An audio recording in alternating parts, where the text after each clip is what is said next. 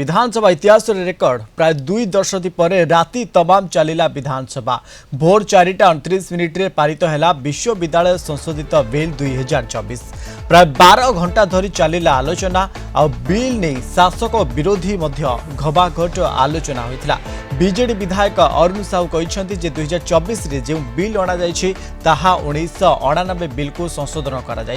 Bill वैधता कौन अच्छी परवर्ती समय सुप्रीमकोर्ट आलोचना हेबो। UGC draft guideline NEP guideline और नुआ बिल मध्य तालमेल नहीं। बिल उपरे 12.5 घंटा आलोचना होइथिला। अरुण साहू केवल 3 घंटा 10 मिनिट भाग नैथिबा कहिसंती। एही बिल शिक्षा क्षेत्र में वैप्लविक परिवर्तन आनियो बोली कहिसंती बीजेपी विधायक इराशिष आचार्य। 1999 मसीहा 1989 रे यूनिवर्सिटी एक्ट करा जाइथिला। तार 31 वर्ष पर 2020 रे तत्कालीन बीजेडी सरकार ए बिल आनिथिले, अमेंडमेंट करथिले एवं एमाने 2024 रे जो अमेंडमेंट बिल आनले सेथिरे से लिखिसंती 1999 मसीहा 1989 रो बिल को आमे संशोधन करूछु। जेहेतु 2020 बिल उपरे यूजीसी सुप्रीम कोर्ट को जाइछन्ते, हाई कोर्ट रे हारला परे हाई कोर्ट रे गवर्नमेंट जो बिल आनतला 2020 ताको अपहेल्ड कले एवं ता विरुद्ध रे यूजीसी लाइछि केस पेंडिंग अछि सुप्रीम कोर्ट रे। सेते बेले एटी राज्य सरकार ए बिल आनिछन्ती, तार वैधता केते अछि न अछि सेटा परवर्ती समय रे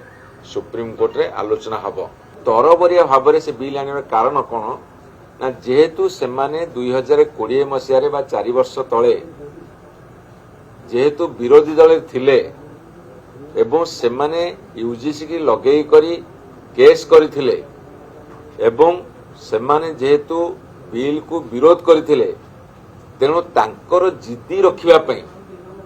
तांकर लड़ाई करथिबा कथा को कायम रखिबा पई ए बिल को तरबरिया भाबरे आनिछन्ती। एवं ये बिल को जेहेतु तांको पाखे मेजोरिटी अच्छी, आमे 12 घंटा 30 मिनिट लड़िला परे ताई मेजोरिटी रे पास कले, किंतु आज से माने अनुभव करिसंती से जो त्रुटि करिया को जाउछन्ती। मु तांको कहली मिस्टेक कले सुधारी परिवो, किंतु ब्लंडर जदि करिवो ताले इतिहास को क्षमा दबनी। आज से जो गहिर तो अपराध करिसंती ए अमेंडमेंट बिल को पास करिकी तांकर बहुमत थिबारो संख्या बल रे से दिने ना दिने पस्तेबे। कहीं जितेबले ओडिशार शिक्षा व्यवस्था यूनिवर्सिटी लेवल शिक्षा व्यवस्था रसातल को जीव ध्वंस हम। सी कहते जे यही बिल पास करदे ग्रॉस एनरोलमेंट बढ़ी जीव। मुझे आज चैलेंज देइछि, आजिका दिन में हिसाब कर पीजी डिपार्टमेंट्स रे केते पिला एडमिशन करिसंती, आउ ये बिल पास होला परे संख्या बढ़ुची बा कमुची ताको आगामी दिन हिसाब करा जीव। एमिति अनेक तथ्य रखिछु, अनेक उपादेय कथा रखिछु। से आमर कौन सी कथा कौन सी सत्य कौन सी तथ्य को ग्रहण कलेनी, तांकर ब्रूट मेजोरिटी रे बा तांकर संख्या अधिक एमएलए थिबारु मत अधिक हबारु से बिल पास करछन्ती। ये होची ओडिशा पे एक दुख एवं कला दिवस। दीर्घ 12.5 घंटा डिबेट एंड डिस्कशन पर आज जो विश्वविद्यालय संशोधित अधिनियम बिल टी सर्वसम्मति क्रमे पास होईछि एवं एथिरे प्रत्येक नेतृवृंद को विरोधी दल नेता हुंतु कि शासक दल नेता हुंतु समस्ते प्रत्येक विषय को पुंखानुपुंख भाव आलोचना करिसेंती। समस्ते डिबेट एवं डिस्कशन रे पार्ट रे भाग लेइसेंती।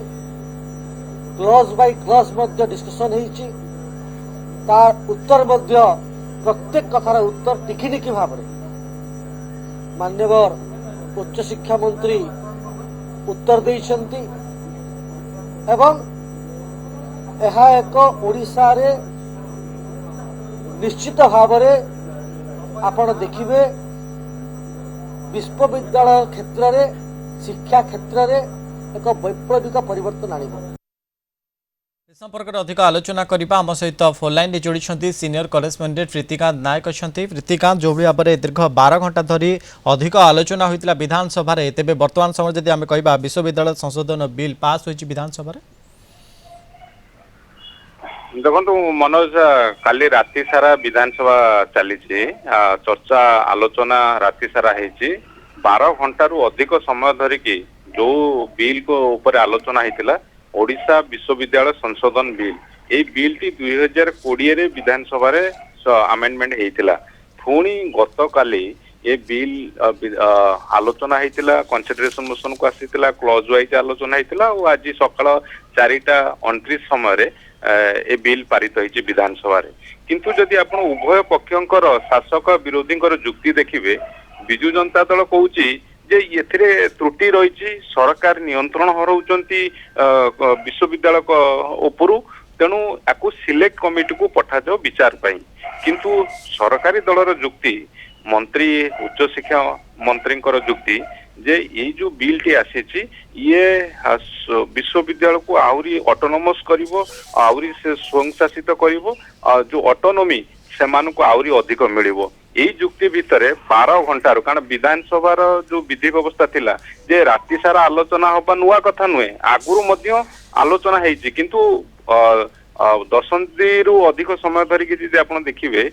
राति 9टा पर्यंत विधानसभा चालूला जो विधि व्यवस्था थिला किंतु से नियम रे परिवर्तन करिकी सेतिरे काली आलोचना चली 4:29 पाखापाखि समय रे काली ये जो विश्वविद्यालय संशोधन बिल विधानसभा रे पारित होइछि केवल ये गोटे बिल नुहे ओडिशा राज्य राजपथ प्राधिकरण बिल 2025 मध्य काली विधानसभा रे पारित होइछि आउ ता सहित एबे वैलिडेटरी सेक्शन अर्थात विधानसभा जो 5 तारिख पर्यंत चलीबार थिला सेटा मध्य एबे आरंभ हो जाइछि अर्थात विधानसभा अनिर्दिष्ट काल पई मुलतवी होबा को जाउछि। ओके प्रीतिकांत वर्तमान समय जब आम कह जो आलोचना करा जाउथला विश्वविद्यालय को लेकिन संशोधन बिल पारित होता से आउ कौन सब आलोचना होता देखो जो नुआ बिल टी आसुची ये बिल रे जो व्यवस्था रही ये अधिक ऑटोनॉमी दबा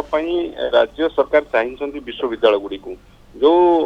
ओडिशा रे जो विश्वविद्यालय गुड़ी रही से विश्वविद्यालय रे नियुक्ति प्रक्रिया ठू आरंभ करी कारण सरकार मंत्री जुक्ति जे एबे बहु माने प्रोफेसर पद असिस्टेंट प्रोफेसर पद ए बहुत पदवी खाली रही तेणु से दृष्टि ये बिल टी निहाती जरूरी थिला किंतु बीजेडी बा अपोजिशन जुक्ति एथिरे अनेक त्रुटि रही आ सेतिपई सिलेक्ट कमिटी को पठा जाऊ जार भितर जदि आप देखिए काली राति तमाम चलीथिला आ आज सकाळु अर्थात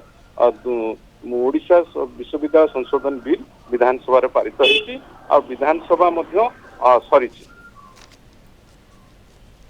ओके प्रीतिकांत आउट कथा जानु चाहू सब जो आलोचना भितर वर्तमान समय जब आम कह विश्वविद्यालय कुलपति बयस सीमा जहाँ रही 67 वर्ष रु 70 वर्ष को मध्य वृद्धि करा जाइछि। प्रीतिकांत शुणी पार्छन्ति पुणी तो करूँ वर्तमान समय जब आम कह प्राय 2 दशंधि पर विधानसभा आलोचना होइछि वर्तमान समय विधानसभा 12 घंटा धरी अधिक आलोचना होता आलोचन ओडिशा विश्वविद्यालय संशोधन बिल 2024 रे विधानसभा आलोचना वर्तमान समय होइछि ता सहित बिल पास करा जाइछि तेबे संशोधित बिल राज्य विभिन्न विश्वविद्यालय रे कुलपति अध्यापक नियुक्ति दूर निरंतर शिक्षा आदि को प्रोत्साहन प्रदान करा जाइछि। वर्तमान ओडिशा सरकार उच्च शिक्षा विभाग अधीन 15टी विश्वविद्यालय परिचालित होइछि एणिकी विश्वविद्यालय रे अध्यापक नियुक्ति एक कमिटी द्वारा कराजिबो शिक्षाविद को नहीं गठित कमिटी अध्यापक नियुक्ति करिबो सेहिपरि राज्य दुर्गम और दूर दूरंतार अंचलर छात्र छात्री को उच्च शिक्षा सहजरे उपलब्ध कराइबा पई डिस्टेंस एजुकेशन उपर जोर दिया जाइछि। प्रति विश्वविद्यालय रे खोलिबो दूर दूरंतार शिक्षा विभाग